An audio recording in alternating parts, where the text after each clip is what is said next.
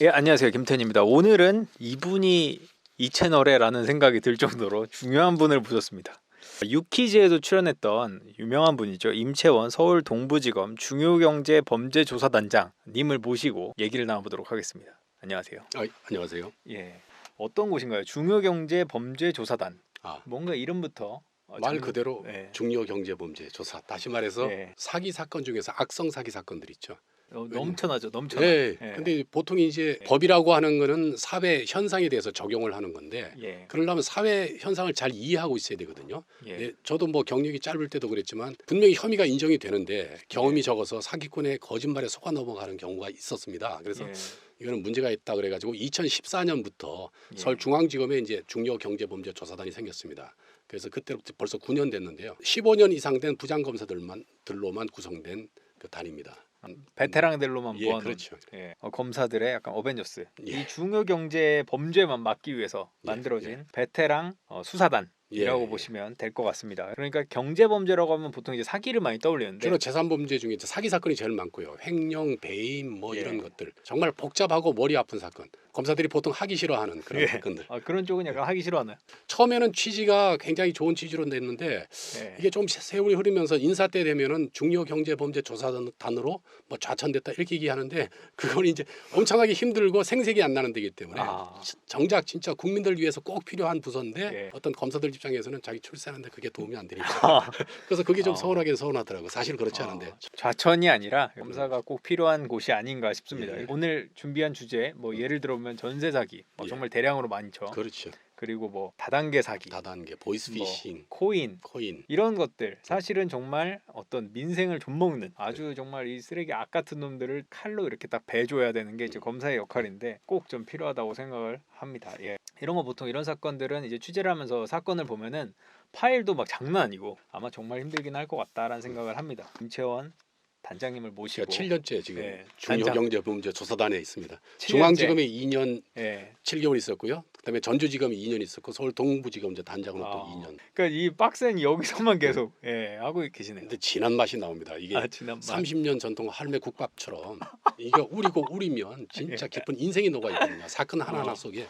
그렇죠. 사건. 그 전에 한번 제가 개인적으로 궁금했던 것 중에 하나 물어봐도 될까요? 예. 영화 보면은 항상 검사들이 나와서 뭐 어디를 딱 쳐들어가거나 어디를 뭔가 뭐 압수수색을 한다거나 뭔가 어떤 사건이 나왔을 때 나 대한민국 검사야라고 외치잖아요. 예.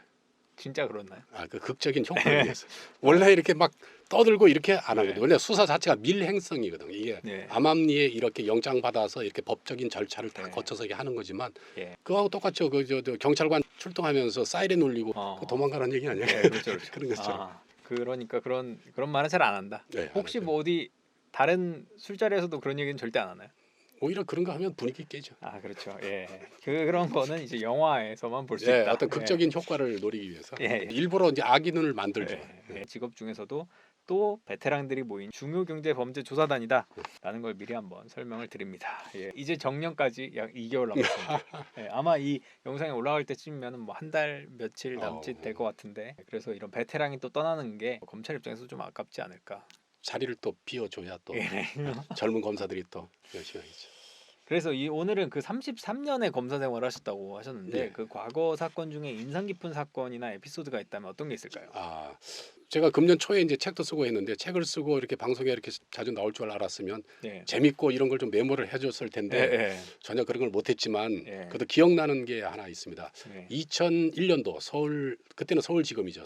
지금 현재 중앙지검인데 조사부라고 하는 데가 있습니다. 그거는 피해 금액이 5억 이상인 사기 사건을 검찰에서 직접 수사하는 사건입니다. 제가 이제 형사부 있다 글로 이제 인사 발령이 났는데 어느 날 어떤 한 60 넘은 아주머니가 면담을 하자고 요청이 들어왔습니다. 그래서 면담을 했더니 이분께서 하시는 말씀이 어저께 밤에 꿈을 꾸는데 꿈속에서 굵은 동아줄이 내려오길래 그걸 타고서 하늘로 올라갔답니다. 꿈자리가 하도 이상해서 이건 겨우 뭔가 구출되는 느낌. 그래서 뭔가 이상해서 막 이것저것 생각해 보니까 지금 자기가 고소해놓은 사건이 있다는 거죠. 뭐냐 하면은 그때가 언제였죠? 2001년도. 2001년도. 그 재래시장을 리모델링해서 이렇게 분양하고 하는 게 유행이었습니다. 그래서 이제 이분이 친척한테 돈 빌리고 그다음에 카드 깡을 해서 그 분양을 받으려고 이렇게 마련해서 분양을 받았는데 사기를 당했죠. 그게 남대문 시장이었거든요, 위치가. 그래서 이분이 이제 피해자가 한 30명 되고 피해 금액이 한 15억 되는데 대표가 이제 돼 있었습니다. 그러면서 이제 그쪽 얘기를 쭉 들어보니까 굉장히 이 딱하고 사기가 맞는 것 같더라고요. 그래서 기록을 쭉 봤더니 전혀 기초 조사가 안 돼 있어요. 그래서 그분을 통해서 기본 그 광고 팜플렛부터 쭉 조사를 해서 어렵게 하여튼 두 사람을 구속해서 기소를 했습니다. 얼마 뒤에 이분이 찾아와서 눈물을 흘리면서 너무 고맙다 이렇게 얘기하면서 평생 저를 위해서 기도하겠습니다 그러더라고요. 그 사건이 지금 2022년이니까 무려 20년 이상 21년 정도 된 사건이네요. 그분의 기도발이 아직까지 있어서 지금도 기도를 하고 계실 수도 있죠. 그럴지도 모르죠. 그런 감동적인 어떤 그런 스토리 어떤 그런 분이 계셔가지고 퇴직도 못하고 아주 보람 있게 하고 있어요. 근데 그런 사람들이 또 궁금해하는 게 이제 영화 속의 검사와 실제 검사가 너무 다르니까 말씀하신 것처럼 극적 효과를 주기 위해서 그냥 뭐 하다가 그냥 막 딱딱딱 다 풀리고 뭐 이렇지 않잖아요. 실제 현직에서의 검사의 수사는 어떤 방식으로 되나요? 수사는 일단은 이제 어떤 피해자가 이제 예를 들어서 사기를 당했다 이제 또 고소장을 써서 고소를 하게 되면 고소인을 불러 일단 조사를 하죠. 피해 내용이 뭐고 어떻게 속였고 거기에 대한 증거는 어떻고 그 사기죄 구성 요건에 맞추어서 일단 조사를 하게 되죠.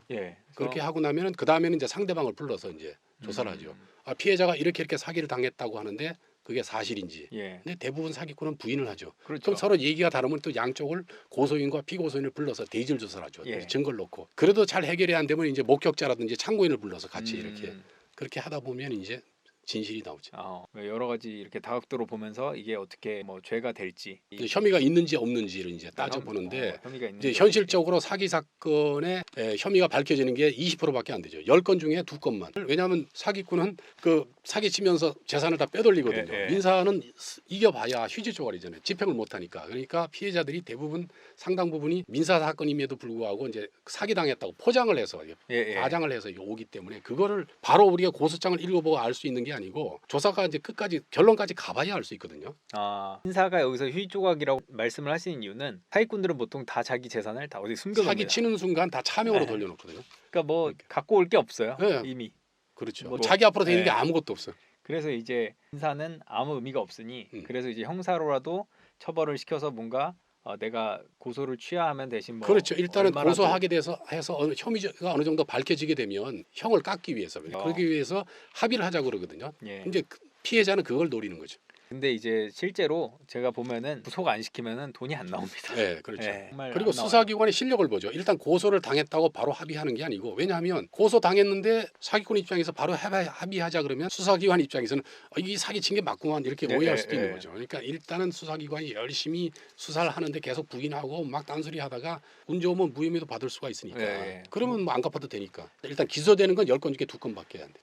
여기서 기소가 되는 게 이제 10건 중에 2건밖에 안 된다는 거는 뭐 수사기관의 실력이 떨어져서라기보다는 제가 봤을 때는 보통 우리나라가 계약서를 잘 안 쓰죠. 그렇죠. 구두로 하는 문화가 돼서. 구두로 하는 문화가 있기 때문에 증거가 좀 부족하다. 그다음에 두 번째로는 나중에 이제 얘기를 하시겠지만 차용증 양식 자체에 문제가 있다. 다 민사에 다 초점이 맞춰져 있어가지고 전혀 지금 의미 없는 차용증이라는 민사에는 의미가 있지만 근데 재산을 다 빼돌리고 없으니까 집행할 돈이 없으니 의미가 없는 거죠. 그 의미 없는 차용증에 대해서 좀 이따 얘기를 또 해보도록 하겠습니다. 구독, 좋아요, 알림 설정까지 부탁드립니다. 20만 가자!